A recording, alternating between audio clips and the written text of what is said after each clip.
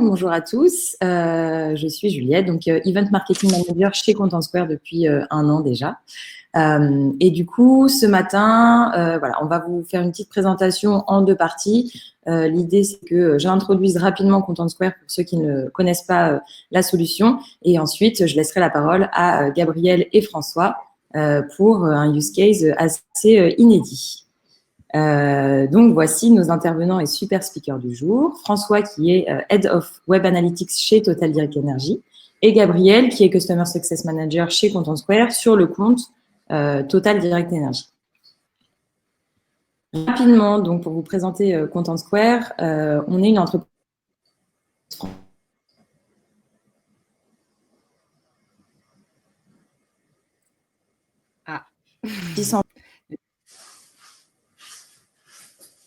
Les jolis directs. Perdu, effectivement, Juliette. Si Juliette, tu peux revenir sur scène. Sinon, Gabriel, je peux te laisser peut-être continuer la présentation à sa place. Ah, je vois que Oui, Juliette se reconnecte. Salut Juliette. Tu as un petit... Si jamais tu as un problème de connexion, ouais, coupe la caméra, ça te permettra de ne pas quitter la scène. Ok, ça marche. Merci. Je vais reprendre, je ne sais pas trop où est-ce que ça a coupé, mais effectivement, Content Square, c'est une entreprise donc, française qui a été fondée en 2012. On fait partie du Next 40 maintenant. On a à peu près 600 employés dans le monde entier, avec du coup un headquarter qui est basé à Paris. Et on a également un peu plus de 600 clients dans 25 pays. Ces clients, comment est-ce qu'on les aide? On leur permet en fait tout simplement de créer les meilleures expériences digitales possibles, que ce soit sur web, mobile ou application. Concrètement, notre plateforme, on appelle donc c'est une plateforme d'expérience analytics. C'est une plateforme SaaS et concrètement c'est un tag en fait qu'on va venir poser sur le site et qui va vous permettre et nous permettre de récolter des milliards de données et qui va derrière surtout vous permettre à vous de comprendre comment et pourquoi eh bien, vos visiteurs interagissent et surtout se comportent d'une manière ou d'une autre. Très concrètement, on va venir, on est complémentaire aux outils d'analytics et on va venir s'intégrer à vos outils d'A/B testing, mais pas que. Et c'est un peu l'objet du jour et que du coup, François et Gabriel vous expliqueront dans quelques petites minutes. On a du coup trois grands objectifs qui sont du coup de booster vos conversions et les taux d'engagement de vos visiteurs. De venir placer vraiment la data au cœur de tout votre cercle data et vos stratégies, du coup, vos décisions digitales, dans le but, évidemment, comme je l'ai dit tout à l'heure, de proposer la meilleure expérience possible à tous vos visiteurs. On travaille avec pas mal de grandes marques, mais pas que. On est aussi avec des plus petites. Et ce qui est surtout important et bien de remarquer, c'est qu'on va être sur différentes industries, différentes verticales, du coup, du retail au travel, et puis au secteur des industries, mais aussi sur la banque. Voilà. Donc, on est vraiment cross-vertical. Je vais du coup laisser la parole, je pense que je ne vais pas prendre plus de temps pour présenter Content Square et laisser plus de temps à du coup Gabriel et François qui vont vous présenter un super use case inédit, parce que c'est la première fois qu'on le présente. Super, merci beaucoup Juliette. Du coup, comme Juliette l'a déjà introduit, donc je suis Gabrielle, Senior Customer Success Manager chez Content Square, et je m'occupe d'un portefeuille client assez varié.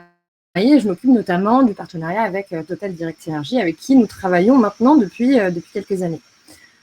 Aujourd'hui, l'objectif, c'est de vous présenter un use case qui ne se cantonne pas justement qu'à la donnée online.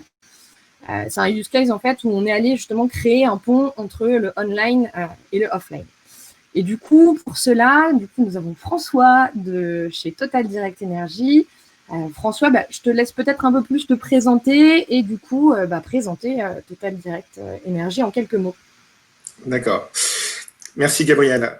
Donc François Rommel, je suis en charge de la web analyse depuis presque 5 ans chez Total Direct Energy. Donc Total Direct Energy, bien sûr, filiale de Total, groupe Total. Aujourd'hui, sur notre secteur d'activité, on est 3e fournisseur d'électricité et de gaz en France. Total Direct Energy, c'est quoi? C'est la réunion, il y a 1 an et demi en fait, de 2 entités, Total Spring et Direct Energy. voilà, qui est devenu Total Direct Energy. Aujourd'hui, on a un peu plus de 4 millions de clients, essentiellement en B2C, donc à 90% B2C, 10% B2B. Notre business model, c'est celui de la souscription, de l'abonnement. Voilà, on commercialise des abonnements d'électricité et de gaz auprès de nos clients. Et l'une de nos spécificités par rapport à d'autres concurrents, c'est qu'on réalise 50% de nos ventes en ligne, donc via nos sites web, et 50% de nos ventes offline. Donc par offline, ce qu'on entend chez nous, c'est par téléphone. Du coup, aujourd'hui, Content Square, c'est un outil qui nous aide depuis des années à optimiser nos parcours clients, nos parcours prospects, essentiellement d'un point de vue online, parce que voilà, Content Square est basé sur un tag. Toute la difficulté qu'on avait, nous, aujourd'hui, c'était de pouvoir adresser aussi les parcours qui se terminaient par téléphone. Donc là, on parle du online to offline. Et donc, le online to offline, comment ça marche? Grosso modo, ben voilà, on a un prospect qui arrive sur notre site et qui, au cours de sa navigation, va composer soit un numéro de téléphone sur son smartphone ou via un click-to-call. Ça va lui permettre en fait de rentrer en relation avec nos téléopérateurs. Et aujourd'hui, en fait, sur la partie online, on avait essentiellement Content Square et Google Analytics. Et de l'autre côté, la partie offline était traqué et monitoré via un outil qui s'appelle Frisbee. Frisbee, c'est quoi? L'idée, c'est tout simple, c'est un tag qui permet de faire quoi? Qui permet en fait d'afficher un numéro unique à la manière d'un outil d'A/B test ou de personnalisation. Et donc, il y a un numéro unique en fait qui est affiché à l'internaute. Et donc, c'est comme ça en fait qu'on raccroche les wagons. Sauf que jusqu'à peu, en fait, le online et le offline en fait étaient gérés de façon distincte, silotés. Donc tout l'enjeu en fait du POC qu'on a mené avec Content Square et Frisbee l'été dernier, c'était quoi? C'était de se dire, et si on enrichissait Content Square? Content Square, c'est un super outil, comme l'a précisé à l'instant Juliette, pour optimiser l'expérience utilisateur, les parcours et la conversion. Toute la difficulté qu'on avait, c'est que on n'avait aucune visibilité en fait sur nos parcours qui se terminaient en fait par téléphone. Et du coup, l'idée de ce POC, c'était comment on pouvait améliorer la conversion sur nos parcours qui se terminaient au téléphone. Exactement. Et je compléterais sur l'idée en fait de créer un peu des use cases un peu tripartites. Donc là, on l'a fait avec Frisbee, Total Direct Energy et nous.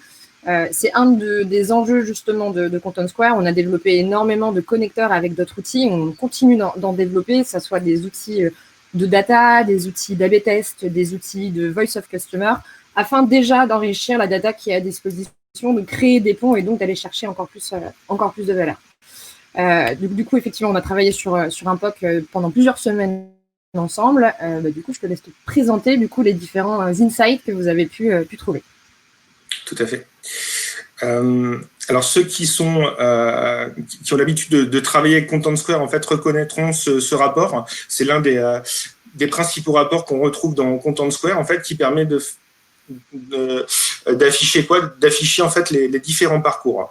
Grosso modo, c'est composé d'une rosace. Quand vous arrivez au centre de la rosace, c'est comme si vous arriviez c'est la landing page. Le premier cercle intérieur, c'est l'arrivée sur le site. Et après, on voit sur la droite en fait les différentes les différents parcours. Si je prends par exemple le segment orange à droite, on commence par la homepage particulier et après on peut il y a une partie des gens en fait qui qui switch directement en call. Donc, call en bleu clair. Ce qu'on voit aussi, c'est qu'il y a des segments noirs. Les segments noirs, ça représente quoi? Ça représente en fait les sorties. Donc, tantôt les rebonds, tantôt les sorties en fonction de si on est sur la landing page ou non. Le gros apport en fait de ce POC, c'est que habituellement, en fait, tous les segments bleu clair en fait qu'on voit ici, en fait, normalement, ils devraient être coloriés en noir. Pourquoi? Parce que toute la partie call, en fait, n'était pas intégrée à Content Square. Et donc, tout l'intérêt et l'enjeu, en fait, de ce POC, c'était de révéler des parcours, en fait, qui étaient invisibles. Et là où on aurait pu se dire, par exemple, que la homepage part, donc en orange clair, finalement fonctionnait. Il y avait 50% de rebond, donc le segment bleu clair au-dessus aurait été noir. Finalement, ce qu'on se rend compte, c'est quoi? C'est que on a presque la moitié en fait des gens qui switchent directement sur le téléphone, et donc par ça en fait, ça permet en fait d'avoir vraiment une vue totalement différente de la performance de nos pages. Voilà. Si l'objectif de la page, c'est la conversion, le téléphone est un moyen de conversion. Et aujourd'hui, plutôt que d'essayer d'optimiser une page qui fonctionne bien en conversion téléphonique, voilà, on aurait pu faire potentiellement commettre des erreurs et générer moins de conversion. Donc ça, c'est le premier enseignement. Je te propose d'arriver sur le deuxième. Alors, le deuxième enseignement, c'est de dire quoi? C'est que cette réconciliation online to offline, elle n'est pas magique. On voit des choses, mais parfois, on ne voit pas non plus sur chacun des KPI que nous propose Content Square, on ne va pas trouver des choses nouvelles. Là, en l'occurrence, qu'est-ce qu'on voit? On voit que les personnes qui ont généré un appel téléphonique. Donc là, on a distingué les appels qualitatifs de non qualitatifs. En fait, le curseur, c'est sur la durée d'appel. Aujourd'hui, Frisbee nous remonte facilement la durée d'appel et est en train en fait aujourd'hui de s'organiser pour remonter même jusqu'à la vente. Mais dans le cadre du POC, on n'a pas été jusque-là. Et l'idée, c'était de voir un petit peu le temps passé sur le site avant l'appel. Est-ce qu'il y a des parcours qui sont plus ou moins longs en fonction des appels que nous, on considère qualifiés versus non qualifiés? En fait, il n'y a pas de différence. Du coup, l'idée de ce slide, c'est de dire quoi? C'est de dire, il y a des choses qu'on va trouver, il y a des choses qu'on ne va pas trouver. Je te propose, Gabriel, de… Ouais. Non, juste pour compléter par rapport à ça aussi, ça dépend aussi effectivement des clients. Je sais que c'est des données où là, on essaye de quantifier combien de temps les utilisateurs, avant de faire un call, sont restés sur le site, combien de pages ils ont vues.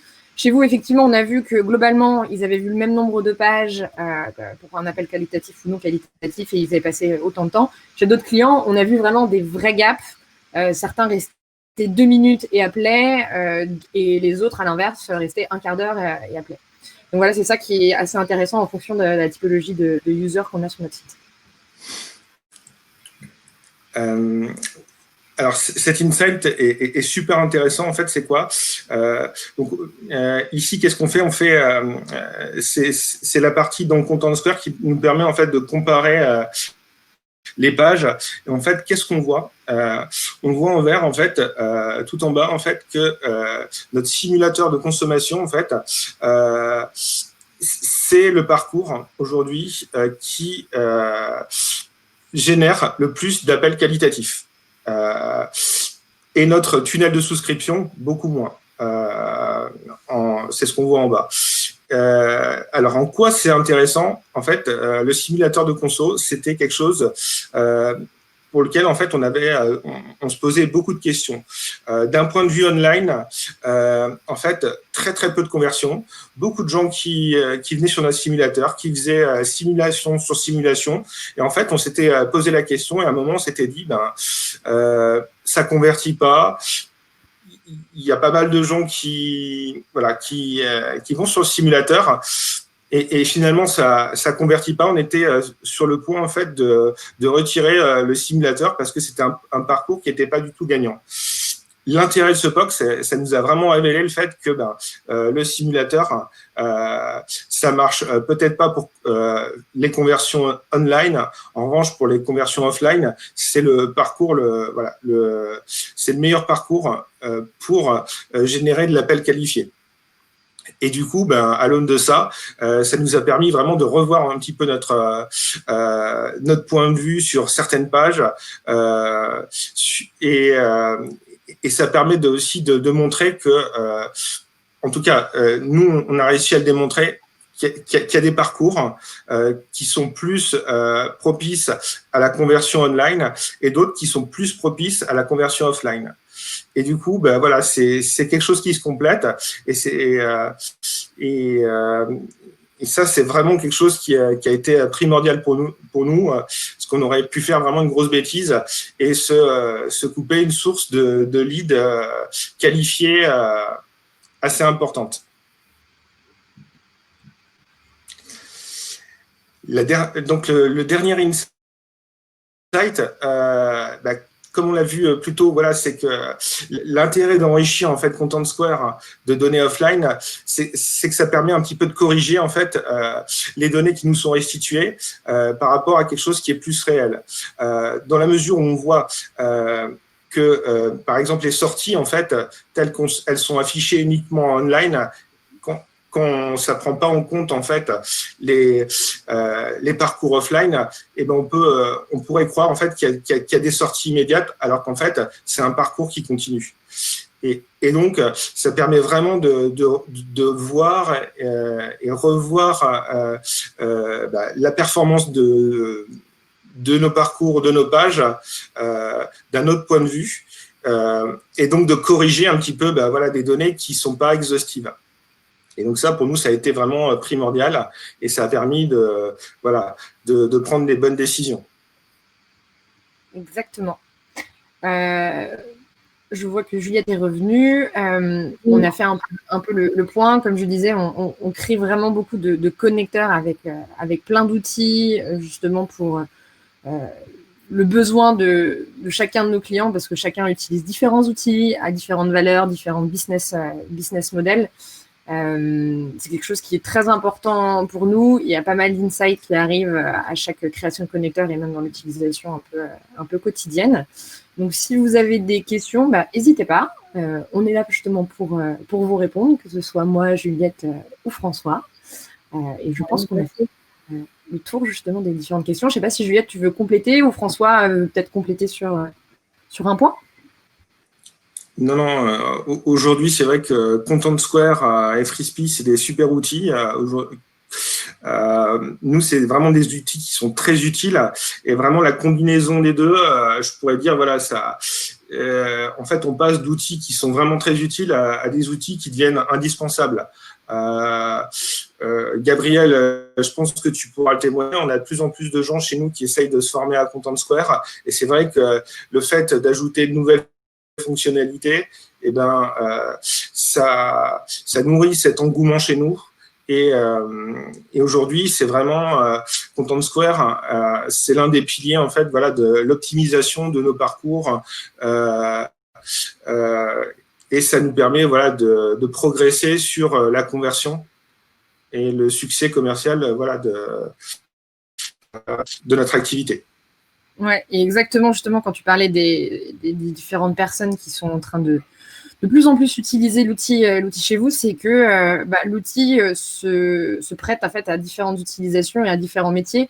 Ça peut être justement l'équipe acquisition qui va analyser un peu ces différents parcours et comment les utiliser, comment les optimiser et aussi diminuer les coûts d'acquisition. Il y a des sujets justement de e-merch, de content, voir quels sont aussi les contenus qui peuvent être consommés. Donc, il y a tous les différents profils peuvent utiliser justement l'outil. C'est ça qui est super intéressant. Et peu importe justement le business justement de nos différents clients, il y a l'utilisation et ça prête en fait pour différents profils. Bah écoutez, je crois qu'on a super bien respecté le timing en plus, impeccable. Il n'y a pas de questions dédiées. Je ne sais pas si Alexis, tu as quelque chose à ajouter, mais je crois qu'on a effectivement terminé. Merci beaucoup François. Ouais, merci à vous trois, effectivement. Alors pour l'instant, il n'y a pas de questions. On va laisser encore 1 ou 2 minutes si des participants en ont. N'hésitez pas, soyez pas timides. On a une zone spécifique pour les questions. On a 3 personnes qui sont prêtes à vous répondre. Donc n'hésitez pas. Juliette, peut-être en attendant dire quelques mots sur les prochaines actualités de Content Square. Bon, je sais qu'il y a cette fameuse levée de fonds dont on a tous beaucoup entendu parler, j'imagine. Mais je sais que tu avais des contenus que tu souhaites envoyer, en tout cas aux participants après la matinée. Exactement. Est-ce que tu veux un peu expliquer ce que tu veux envoyer? Oui, tout à fait. On a partagé dans les goodies bags virtuels notre Digital Experience Benchmark, qui est une étude qu'on a réalisée sur plusieurs pays, sur plein de sites différents, pour vraiment récolter plein de comportements et de data différentes. C'est focus sur différentes industries. Donc, que vous soyez du retail, de la cosmétique ou du secteur industriel, vous allez retrouver des data vraiment propres à votre secteur et qui vont un peu vous permettre de vous situer par rapport à vos concurrents. Donc vous le trouverez dans le goodies bag virtuel. Et écoutez, j'espère que vous allez y retrouver du contenu et des datas intéressantes et qui vont vous parler.